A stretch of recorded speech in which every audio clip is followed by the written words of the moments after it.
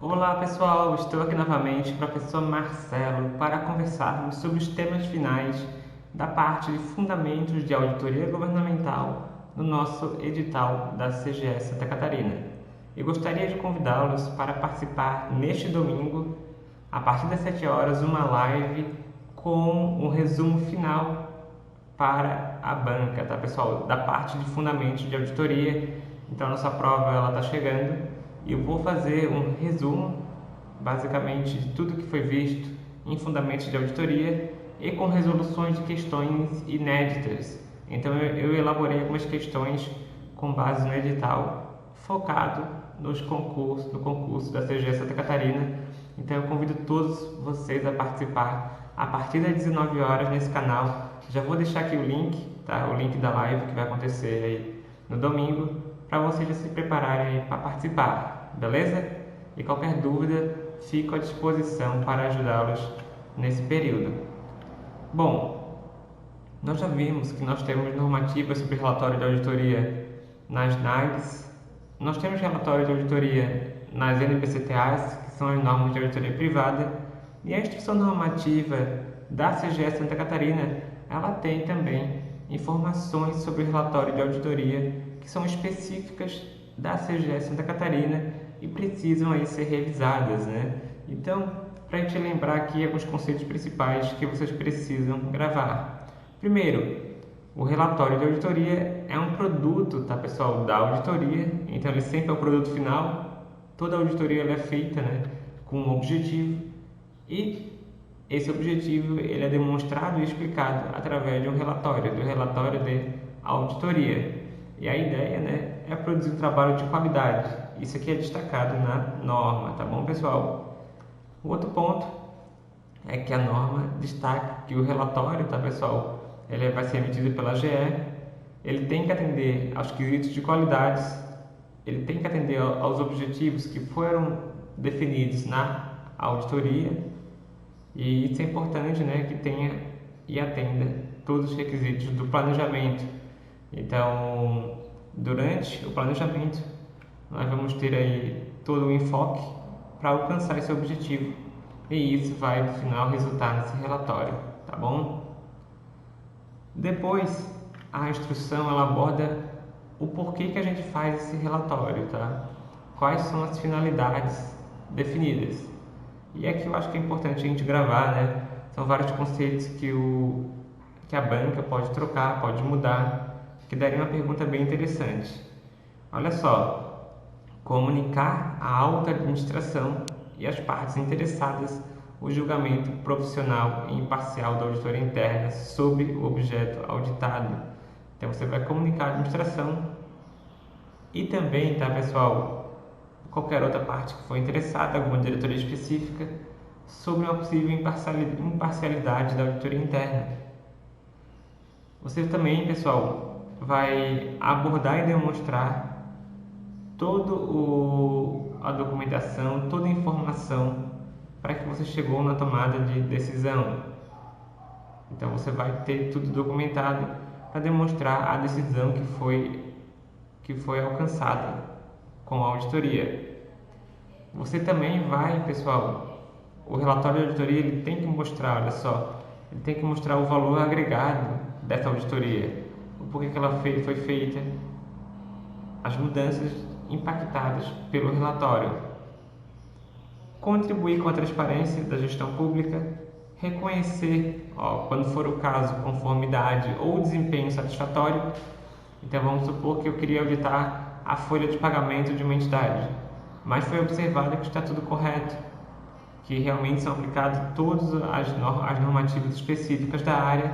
Nesse caso, eu vou informar isso no relatório de auditoria. Não tem que informar apenas coisas negativas, né? Caso você observe que está tudo nos conformes, você vai abordar isso no relatório, tanto na parte dos achados, como também na sua conclusão. E também informar sempre que couber boas práticas em relação ao que está sendo auditado. Então, isso vai ser destacado. Além disso, pessoal, nós temos alguns procedimentos. Olha só, após a aprovação da matriz de achados, então lembra, nós temos o vídeo só sobre matriz de achados. Após essa aprovação, as equipes devem desenvolver os achados com base nos tópicos frasais da matriz. E é claro, pessoal, que essa matriz ela é a base do nosso relatório de auditoria. Então, olha só, o relatório de auditoria ele deve ser o mais completo, pessoal, e ele tem que conter as informações aí que estão abordadas também nessas matrizes, na matriz de achados, tá bom? E é claro, não pode ter erro, tem que ser feito de forma clara, adequada, sem erro, omissões. Então tudo isso está destacado na nossa norma. E olha, ele deve ser acompanhado e analisado pelo gerente de auditoria. Na sequência nós temos aqui o modelo do relatório, divulgado pela instrução normativa. Então nós temos tanto a parte, pessoal, olha só, isso aqui é o processo completo, tá? O processo da matriz de planejamentos, a matriz de achado, que vai resultar no relatório de auditoria. Introdução, os achados observados na auditoria, as recomendações, então que é uma das partes mais importantes, o que deve ser feito, né? O que o ente auditado deve melhorar, deve tentar seguir para atender as necessidades públicas, né, do objeto auditado. Depois uma conclusão do que foi observado e há um espaço ainda para a entidade auditada se manifestar, conforme a gente já viu em vídeos anteriores. E tudo isso, tá, pessoal, envolve a comunicação entre a equipe de auditoria e a unidade auditada a todo momento. E depois do relatório de auditoria, que é a parte final da auditoria, nós temos a questão do monitoramento. Então, o monitoramento acontece depois, aonde é acompanhado como as recomendações estão sendo aí seguidas, que é um aspecto muito importante no pós da auditoria, né? Que é a questão do monitoramento. Então, eu planejo na matriz de planejamento, eu faço a execução do trabalho, eu vou chegar à nossa matriz de achados e no final, para a gente comunicar os resultados, a gente elabora um relatório de auditoria.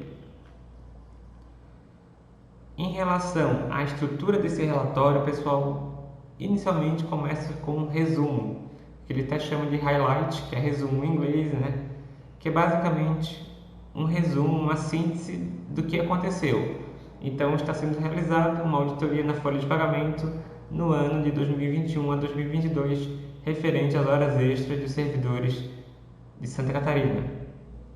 Então, resumo, pessoal, são os pontos principais do que se está auditando, o porquê, né, e por quem. E, de acordo com a instrução, pessoal, esse relatório de auditoria ele vai estar na primeira página, tá, esse highlight, e vai abordar esses pontos. Qual foi o trabalho realizado, por que a GE realizou esse trabalho e quais as conclusões alcançadas e recomendações de forma resumida. Então é basicamente um resumo de tudo que foi observado nesse trabalho. Isso é para facilitar depois a análise e verificação, né, de uma futura auditoria, de uma futura análise por um outro auditor. Você lendo o resumo, você consegue ter uma boa ampliada, né? Um bom entendimento de todo o conteúdo do trabalho da auditoria. É interessante, né, pessoal? Eu acho que até escrever resumos é uma forma muito legal de se preparar para discursivas. Escrever um resumo de uma auditoria, tentar elaborar esse trabalho. Apesar que a nossa discursiva ela não vai ter esse aspecto prático, né? Prático profissional. Na sequência, nós temos a introdução. Então, a introdução é onde você vai abordar o que é o trabalho, né? Você vai contextualizar o que vai ser feito e quais vão ser os pontos observados na auditoria. Depois, nós vamos ter o resultado, que é basicamente os achados. O que nós observamos, quais foram os achados observados dentro da auditoria, os procedimentos realizados e o que observou-se, né? Então, foi realizada uma verificação de sistemas, na qual observou-se os dados cadastrais dos funcionários com as informações do social e constatou-se isso. Então, tu vai comentar o procedimento de auditoria e vai destacar as conclusões na sequência. E por fim você vai fazer recomendações. Recomenda-se para evitar problemas no e-social que seja feita uma atualização, um formulário de atualização dos servidores a cada 2 meses, ou que seja criada uma política de controle interno de atualização cadastral dos dados. Então, pessoal, não somente os resultados e achados, nós teremos depois uma recomendação sobre o que fazer, sobre o que pode ser feito para corrigir esse problema. Então, faz parte da auditoria, né, auxiliar na melhoria e eficiência do setor público. A auditoria interna tem esse papel importante e fundamental da CGE Santa Catarina. E por último, nós temos as conclusões. Então a conclusão é o fechamento, o que foi observado, tá? E o ponto principal é se foi atendido o objeto da auditoria, se está conforme, né? Não tem aí nenhum problema grave, e se o órgão / unidade auditada atende às expectativas dos critérios aí definidos como padrão, né? Isso aqui vai depender muito do objeto que for de estudo, tá? Lembrando que se for uma auditoria de eficiência, uma auditoria de conformidade, tudo isso vai modificar a forma como a gente escreve essa conclusão. E é claro, também nós temos os anexos, onde pode ter a manifestação da unidade auditada. Então, nessa situação, se eu der, por exemplo, uma recomendação de alterações no programa e no sistema da folha de pagamento, a unidade auditada ela pode também querer se defender, né, e destacar isso no próprio relatório de auditoria. E essas informações vão no anexo. Então, pessoal, o relatório de auditoria não é um bicho de 7 cabeças, tá? Não é. O que é importante, pessoal, são esses tópicos que eu levantei aqui nessa aula. Isso relacionado à instrução normativa da CGE. Não se esqueçam que domingo, às 7 horas, nós vamos ter a nossa live, tá? A nossa live com um aulão para Fundamentos de Auditoria da CGE Santa Catarina e com resolução de exercícios inéditos, tá? Do que eu acho que pode cair na nossa avaliação. Então, pessoal, deixe aqui seu comentário, deixe seu like, se inscreva nesse canal e vamos, que falta pouco para a prova da CGE Santa Catarina. Um forte abraço a todos e até a próxima!